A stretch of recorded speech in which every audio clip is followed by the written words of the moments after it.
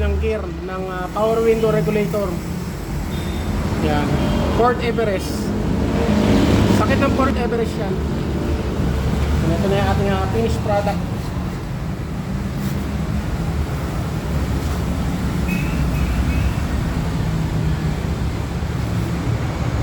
Yan. Mas maganda yung original na ipin nang galing na surplus kaya sa mga replacement, mga nabibili. Yan, kaya nagpalit lang tayo ng ipin. Ford Everest.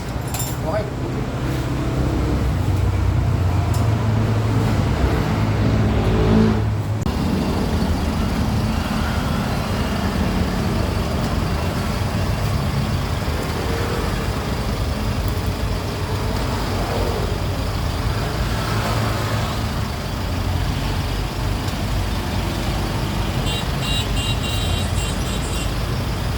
Pasok mga basher.